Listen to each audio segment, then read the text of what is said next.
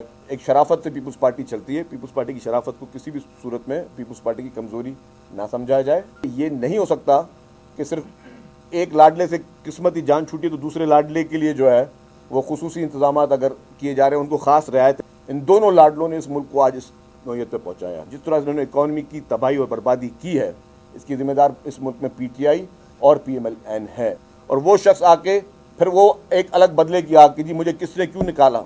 वाहिद Pakistan peoples party है जिसका बयानिया क्या है, रोटी कपड़ा मकान। अभी 3 महीने से इमरान खान जेल में, तो सबको वो हीरो लगना शुरू हो जाता है। बगैर किसी सबूत के 11 साल जेल किसी ने काटी तो मोहतरम आसिफ अली जरदारी साहब ने काटी। इससे बड़ी कोई मुझे सियासी कुर्बानी, कोई मुझे एक पॉलिटिकल पार्टी तो बता दे। पीपल्स पार्टी का जो भी प्रिंटिंग मटेरियल है उसको कोई भी हाथ ना लगाए। और हम नहीं चाहते कि एक पुरअमन माहौल को, हम चाहते हैं कि सारे पुरअमन माहौल चले, लेकिन इस तरह की ऊंचे हथकंडे बर्दाश्त नहीं किए जाएंगे। मतलब एक शराफत से पीपल्स पार्टी चलती है। पीपल्स पार्टी की शराफत को किसी भी सूरत में पीपल्स पार्टी की कमज़ोरी ना समझा जाए। हम हर चीज़ में कानूनी रास्ता अपना अख्तियार करेंगे और कानूनी तौर पर यह नहीं हो सकता कि सिर्फ एक लाडले से किस्मत ही जान छूटी तो दूसरे लाडले के लिए जो है वो खुसूसी इंतजाम अगर किए जा रहे हैं, उनको खास रियायत है खुसूसी दूसरे लाडले को, जो कि पहले भी इस मुल्क की तबाही के ये लोग सबब बन चुके हैं। इन दोनों लाडलों ने इस मुल्क को आज इस नौयत पर पहुँचाया। चाहे वो PTI हो जिसने तबाही के किनारे पे पहुंचाया, फिर बाद में PMLN, पहले भी और अभी भी।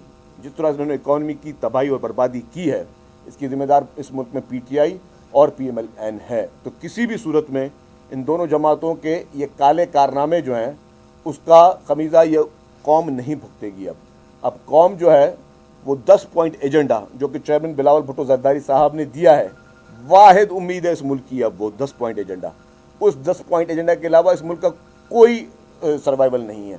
फिर दूसरा शख्स जो बाहर से आया है, जो मुआहदा करके हमेशा मुल्क से भागा है और फिर हमेशा मुआहदा करके मुल्क से आया है।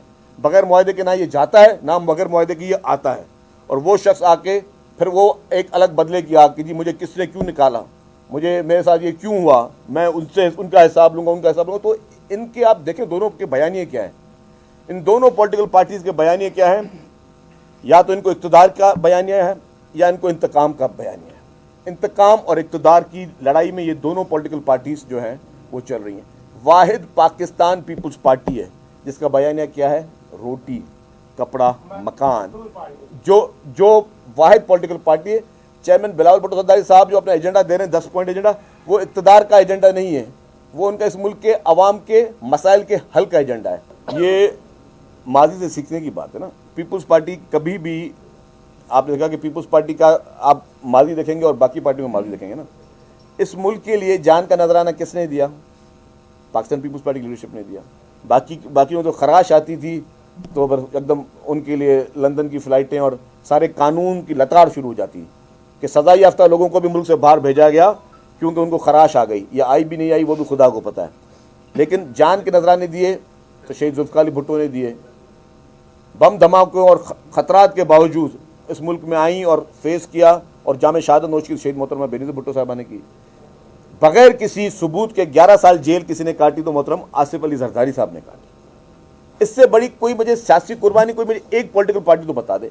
इससे बड़ी क्या, इससे 50% भी किसी ने कोई तकलीफ नहीं ली, किसी ने 10% भी तकलीफ नहीं दी। अभी 3 महीने से इमरान खान जेल में, तो सबको वो हीरो लगना शुरू हो जाता है। तो कहने का मकसद है कि जो जिस को भी आज दिन तक मसनूई तौर पर इक़्तिदार दिया गया, उसने इस मुल्क के साथ क्या किया, इस कौम के साथ क्या किया। और जो भी जेन्युइन पार्टी रही हैं, और मैं कहूँगा सिर्फ पाकिस्तान पीपल्स पार्टी, जब 2008 की हुकूमत भी आई थी तब भी आप देखें कि कॉन्स्टिट्यूशनल अमेंडमेंट्स, NFC अवार्ड, 18वीं तरमीम, बलूचिस्तान के इशूज़, खैबर पख्तूनख्वा के इशूज़, हर कौमी इशूज़ पे जिस तरह मोहतरम आसिफ अली जरदारी साहब ने पार्लियामेंट को जिस तरह स्ट्रॉन्ग किया, अपने पावर्स पार्लियामेंट को दिए। तो अगर कोई डेमोक्रेटिक पार्टी आएगी तो इस तरीके की चेंजेस आएंगी। और अगर कोई मसनूई पार्टी आएंगी, चाहे वो किस तरीके से भी चोर दरवाजे इख्तियार में आए, तो मसनूई पार्टियाँ, क्योंकि उनका विजन नहीं है, तो वो मसनूई पार्टियाँ इसी तरीके की मुल्क की और कौम के लिए खराबियाँ करेंगी।